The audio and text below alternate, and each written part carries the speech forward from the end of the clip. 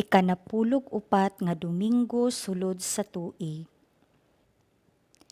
Ang mga gipanudlo ni Jesus sayon o lisod sundon. Usahay daw naghinubra ba kini? Pananglit ang giingon ni Jesus. Magmahingpit kamo ingon nga hingpit ang inyong amahan nga atua sa langit. Wala lang kini magdapit kanato, gimanduan kita og kinahanglang tumanon gayud. Sa ingon, sayon ba ang mga gipanudlo ni Jesus? O hilabihan kalisod tumanon? Oo, syempre, kay giingon man ni Jesus mismo nga sayon ang yugo nga akong ihatag kaninyo ug gaan ang ipapas-an ko kaninyo. Busa makasiguro kita nga mao gayud. Si Jesus wala lang magtawag kanato ngadto sa hingpit nga pagkinabuhi, gihatagan pagayod kitag mga pamaagi aron mabatunan nato kini. Sa higayon nga makita nato ang pipila sa mga obligasyon sa pagkinabuhi nga hilabihan kalisod, basin wala kita mosalig sa grasya nga gihatag sa Dios kanato aron matuman nato ang iyang sugo. Pamalandong. Unsa may akong pagtan-aw sa mga gipanudlo ni Jesus? Misalig ba ako sa grasya nga ihatag sa Dios kanako aron masayon ang akong pagtuman sa iyang mga sugo? Pagbasa gikan sa basahon ni Propeta Zacarias. Pagmaya pag-ayo o katawhan sa Sion, singgit o katawhan sa Jerusalem.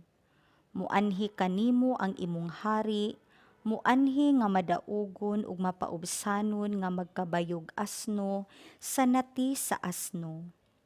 Ipahilayo niya sa Efraim ang karwahe ug sa Jerusalem ang mga kabayong igugubat.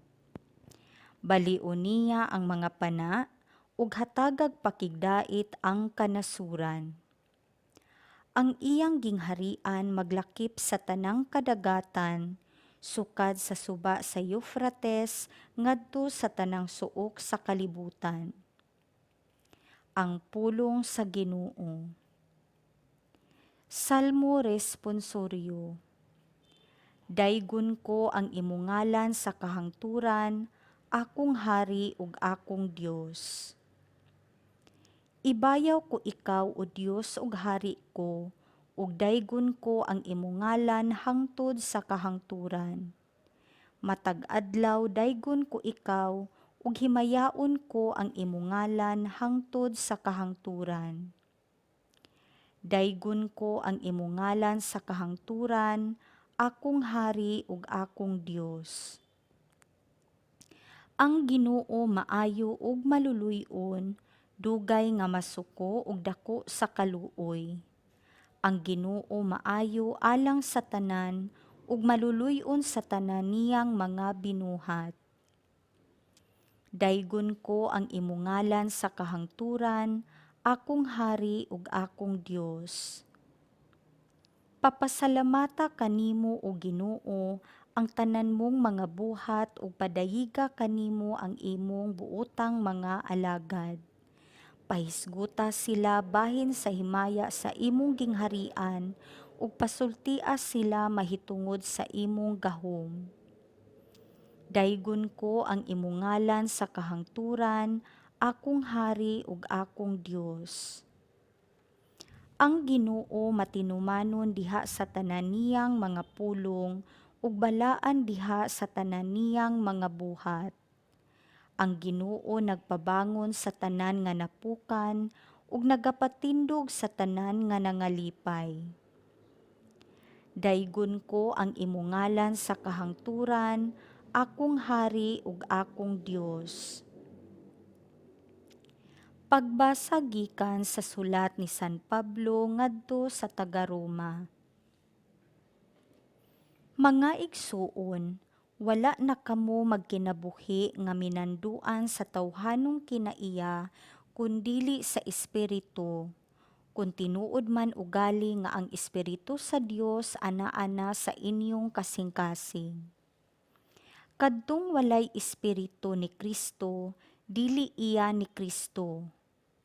Kung nagpuyo sa inyong kasing-kasing ang Espiritu sa Dios nga nagbanhaw kang Hesus, siya nga nagbanhaw kang Kristo, muhatag usab og kinabuhi sa inyong mga lawas, pinaagi sa iyang Espiritu nga anaa kaninyo.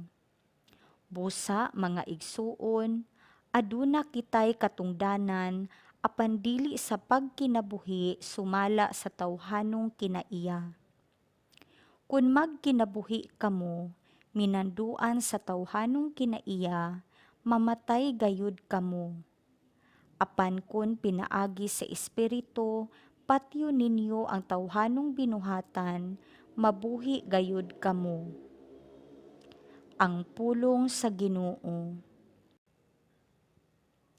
Pagbasa gikan sa Santos nga Ebanghelyo sumala ni San Mateo. Unya si Jesus miingon, O Amahan, Ginoo sa langit ug sa yuta, nagpasalamat ako kanimo kay gipadayag mo man ngadto sa mga walay kahibalo ang imong gililong sa mga maalamon ug sa mga makinaadmanon. Oo, Amahan, natuman kini kay maumay imong gusto ug pagbuot.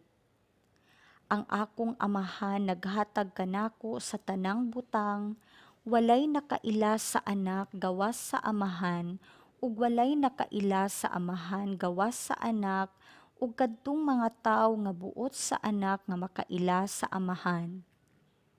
Umari kamo kanako, kamong tanan nga gikapuyan ug gibug-atan sa inyong gipas-an, ug papahulayon ko kamo.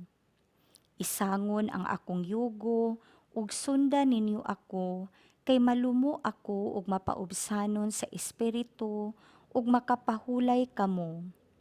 Sayon ang yugo nga akong ihatag kaninyo, ug gaan ang ipapas-an ko kaninyo. Ang Ebanghelyo sa Ginoo.